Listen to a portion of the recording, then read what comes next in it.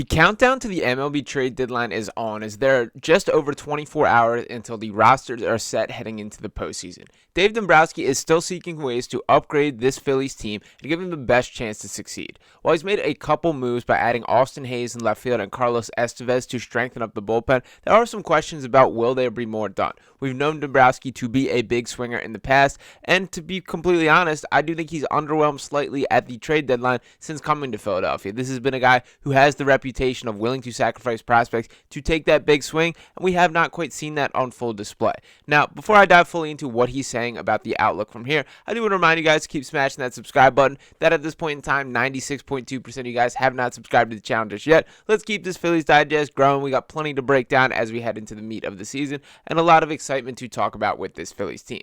Now, it is clear they've hit a little bit of a lull on the field. They've now dropped 4 consecutive series at this point before starting off today against the New York Yankees, and it's clear that they need some upgrades. Now, there has been some work. Once again, we did have the Austin Hayes trade and the Carlos Estévez trade. The Estévez trade, I do think, will be the prize of this deadline. Overall in the season, 34 games that he's pitched in, just 3 home runs and 5 walks allowed. He also has 20 saves on the year, which is a big deal. I think the hope is for him to establish himself as the true closer on this Phillies team, but at the worst, this is a strong bullpen arm that you can add to the mix of the Matt Stroms, the Jeff Hoffmans, the Jose Alvarados, and whoever else establishes himself as what Rob Thomson sees the pecking order. But at this point in time, I still would be underwhelmed if those are the only 2 deals. If it's just Carlos Estévez and Austin Hayes, well, I think those are helpful additions that can make this team better.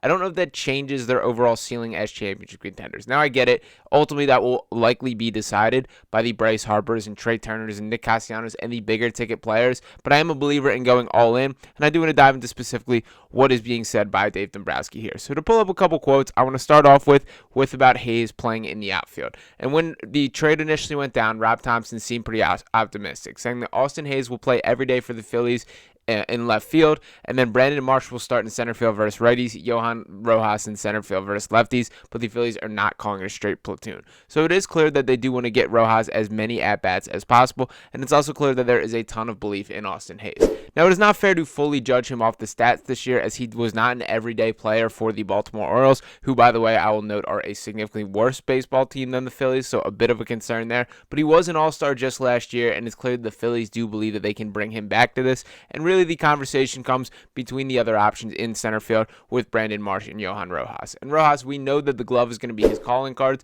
but the batting numbers are pretty rough looking here. They're 3 home runs and 23 RBIs in 237 at-bats, just 55 overall hits on the years. Now, Brandon Marsh started off the year red hot. He's still far more better offensive numbers at the plate with 10 home runs, 38 RBIs, hitting 328 for as far as on-base percentage and 64 hits in his 255 at-bats. But to be perfectly honest, I've been a little bit underwhelmed with how the glove has looked really since he's come to Philadelphia. That was his reputation, is that he was a defensive first center fielder, and he's a guy that kind of had cemented that role in left field, and is not a guy that I would consider a huge plus defender at this point in time.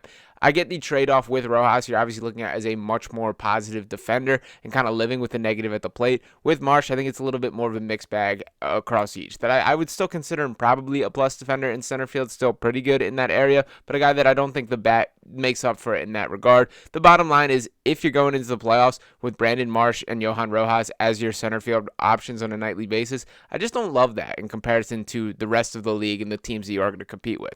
Now, to get back to a little bit of what is being said by Dave Dombrowski here, did want to dive into a couple more quotes. He was asked specifically, and we did get this report from Matt Gelb as well, saying that, quote, the Phillies are likely done adding to their bench. They have told teams they feel comfortable with their group of hitters, and that includes the next wave at AAA. Now, Dave Dombrowski also faced the media himself to discuss things head on and was asked those questions directly. So I want to start off with the quote on the bullpen, which I thought was interesting here, and it says, this written by Chris Spielman here, saying that the trade deadline is Tuesday, July 30th at 6 p.m. The Phillies' heavy lifting seems to be out of the way, with Austin Hayes filling their outfield vacancy and Estévez joining the back of the bullpen. Are they done adding to the bullpen? Quote, we feel very comfortable where we are, and we feel like now we have 3 people who can pitch the back end from the right side, with Estévez, Kerkering, and Hoffman, Dombrowski said. And then from the left side, we feel comfortable with Alvarado, Strom, and Gregory Soto. There's a long way until Tuesday night at 6 o'clock, but we feel really comfortable with where we are right now. Now, a couple schools of thought here. Number one, and I've been pretty upfront about this from the start of this is it is smokescreen season. That what you're saying is not necessarily what you believe at this point, and there's no doubt that if the right offer comes to the table, that Dombrowski will still hop right over it. That you have to say this, and these are your players. You obviously don't want to put out there that you're like, we don't trust this guy. We need to get a better arm than Gregory Soto or whatever. But that is a name that I'm not super comfortable with him pitching high leverage situations, even though I do think that is unlikely based on the arms here. And Kerkering, by the way, has hit a little bit of a lull. I felt pretty bad for Kerkering and kind of the situations that he was put in last year's playoffs. A guy who the stuff is unbelievable, but I still think he's figuring out exactly how to pitch. The pitchability on the MLB level, which is difficult to get. That just takes time, and he's obviously a very young kid. So I think there might be a little bit higher expectations on him than is the case. Jeff Hoffman, absolutely nasty. Matt Strom has been absolutely nasty. Have a ton of confidence in those guys, but Alvarado has been a little shaky, and he goes through his ups and downs. So this absolutely could be a case of him getting it together. It's not a bad bullpen by any means. Still in the upper echelon of the MLB, no doubt about it. But I do still feel like they're maybe one arm away from cementing themselves as the surefire number one bullpen. Which, if you have an opportunity to do that, I think you absolutely should. Now, Dombrowski was also asked about the starting pitching, which I thought was interesting here. We've kind of talked about the conversation heading into the trade deadline was the three different buckets that they had opportunities to fill. That being outfielder, that being the bullpen, and that being starting pitching. And it is clear in the trades that they have made that they prioritize the two, with the relief pitching and with the outfield with those two moves. But he was asked specifically about the starting pitching as well. And once again from Chris Spielman here, he writes, and what about the rotation, which is currently without Ranger Suarez due to lower back soreness and Taijuan Walker due to a blister / him absolutely sucking. And he said, quote, I think we're comfortable with where we are, and I think part of that has to do with Tyler Phillips, who's throwing the ball well for us, Dombrowski said. Ranger, we do not feel is a significant injury. Walker made tremendous strides today in the simulated game. It's the best he's thrown by far, velocity-wise, and the split finger. I think we're at the point where we can hold the fort down for a time period until these guys come back. Again, if something falls in our lap over the next couple of days, I'm not saying we would never do it, but it's not a situation where we have to do it. So again, it is smokescreen season that I do believe this is a little bit of posturing and just making sure that your intentions are clear or not putting too much out on the table at this point. I will say that I'm starting to believe in the Tyler Phillips, that like the stuff looks good for him.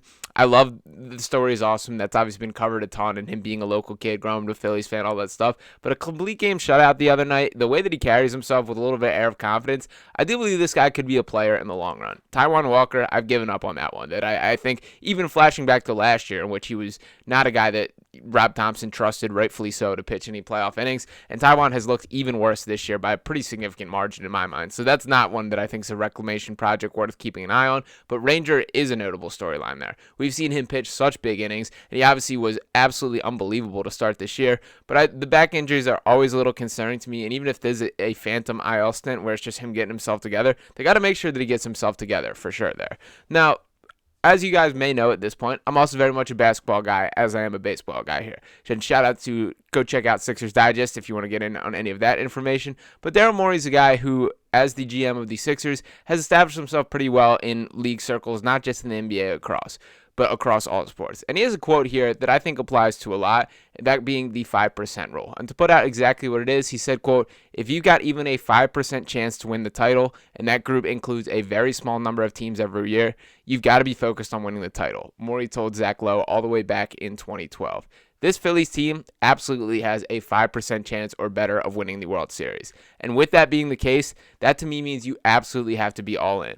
So I understand that you're content with making a couple solid moves, and I do think a great deal of the pushback from the standpoint of Dave Dombrowski is the prices are high right now. That this is not something that it is a buyer's market for teams looking at the deadline. That there's more teams in the mix than really ever before, particularly with the expanded playoff, and just a lot of teams not really looking to be willing to sell at this point. So I understand that you're kind of having to pay a premium, and they clearly did for a guy like Carlos Estévez, who once again I do think will be the prize of this overall deadline. But I don't want it to get lost that if you have a chance to upgrade this team and give them the best possible chance to win a World Series, you absolutely do that. That it is clear that they're playing their worst baseball that we've seen from them all season. Now, I don't want to be overly panicked about that because baseball is a marathon. You go through your highs and lows, and I do think this team will play better. But I also think it would say a lot and send a message to this clubhouse if you do take that big swing for the fences and add what you believe could be a difference maker to this Phillies team. Again, we do not know what conversations are like behind the scenes with those level of negotiations, and it could just be way too steep in a value standpoint than it would be worth it.